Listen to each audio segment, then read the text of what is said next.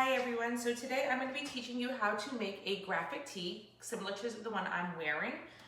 This is great if you like wearing graphic tees. It's just a cheaper alternative than purchasing them. It's a great way to make some side income. I do it for fun for a lot of our events, whether it's baseball events or things like that. So for supplies, you're going to need a blank t-shirt. Material does not matter because we're going to be using a DTF print. You're going to need your heat press. Most people ask if they can use an iron. An iron will not work. You do need to have the pressure of the clamp pressing down on the vinyl so that way it actually stays on. You'll need your transfer. Today I'm going to be doing a baseball tee because baseball season is coming up. You can either purchase these online pre-made or you can design them on software such as Canva, load them up, and then buy them from a company such as Jiffy Shirts. There's a few different suppliers where you can actually load up your own designs and purchase them. You will also need one of these bad boys. This is going to go right around the base of the collar, and that's just going to help you find the center mark so that way you can make sure you're dead center for your design. For this design, I do not need the heat transfer tape, but if I was doing a sweatshirt, I would use this tape. This just helps keep your design in place so that way it doesn't move when you're moving a hooded sweatshirt around. So first things first, you're gonna take your shirt, take any tags off. You don't wanna melt these into your shirt. I do like to take blank shirts like this and tie-dye them. Red shirts like this, I'll take outside and bleach them out just to make some more cool patterns on the shirts, make them more vibrant and fun for people. So first things first, you're just gonna take your shirt, we're gonna press it right into the put it on the plate. This plate's not hot.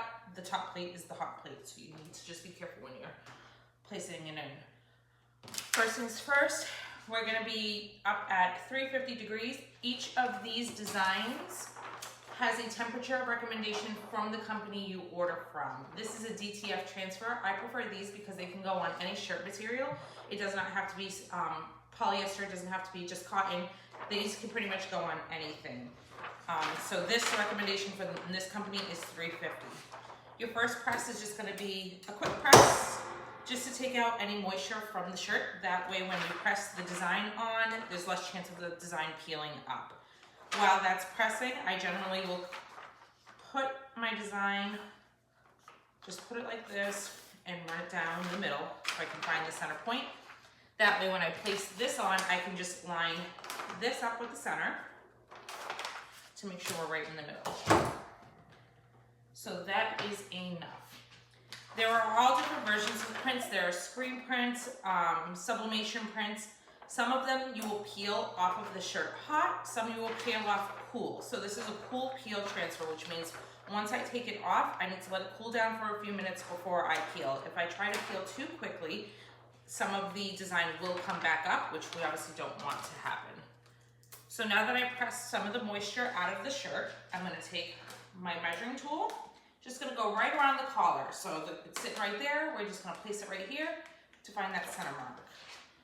I don't like where this is positioned, so I'm just gonna move it where I need it. I'm gonna place this. I don't wanna leave this too long because it does start to melt. I just find that center point. I already found the center point on my design.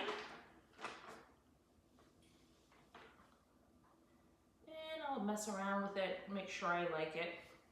This one's hanging off the edge a little bit, so if I wanted to make sure I don't lose it, I will put some of that heat transfer tape so I can move the shirt to be fully underneath the plate. So I'm just putting one on each side. Remove your plastic cover out of the way, and I'm just gonna pull this up so it's fully under there. The pressure is up as high as it can go. I want it to clamp down nice and tight.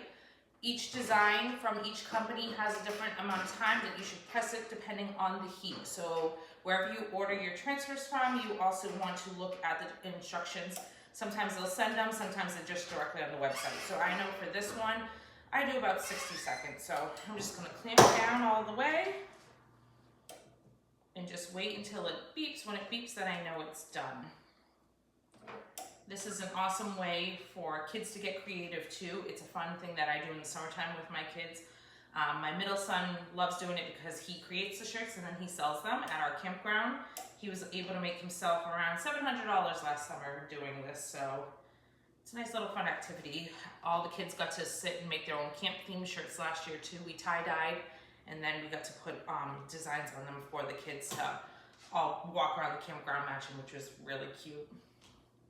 The designs range anywhere depending on where you order from. You're looking about spending $2 or $3 on a design. This shirt was from Walmart. It was about $5. If you order on Jiffy Shirts, you can get shirts in bulk, sweatshirts, bags, jackets. So if you need to fundraise or something like that, this is a great way to do it and actually save on the cost, because people will sell these shirts for 30, 40 bucks. That's our timer. Pull up on the clamp. I will pull the shirt out. You can see that the design is on the shirt. And I usually just wave like this. Some people use a little cool fan to blow it off. I just give it a minute until I feel that it's not really hot to the touch. Now, if I had more time, I probably would have taken this out today and tie-dyed it. If you're gonna tie-dye the shirt, the best bet is to do your tie-dye design, put the dye on, let it sit for 24 hours with the dye soaking in, and then do a cold rinse, and then you can press your shirt on. With bleaching, if I'm bleaching a shirt such as a red shirt like this, what I do is I take it outside, I'll put a cardboard in between so it protects both sides, bleach and leave out in the sun. The longer you leave it out in the sun, the more it's gonna bleach out that shirt. I'll generally bleach this area so that way the design will just pop a little bit more on the shirt. So that feels like it's cool enough. I'm gonna peel up the tape first, get that off the shirt.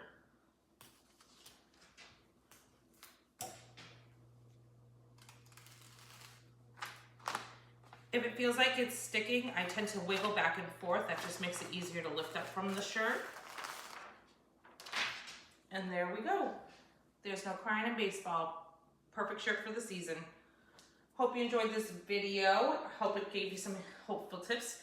Between the press, you're looking at about $150, and then your shirts, depending on where you go for the suppliers, you're looking at $3 to $4 a shirt. And the designs, if you buy them on a giant roll, you can usually spend about $50 to get about 10 to 15 different designs. And generally, if you're selling these shirts, you can make that money back within one round of selling a few shirts. So it's a great little way to make some side income if you need a little side hustle.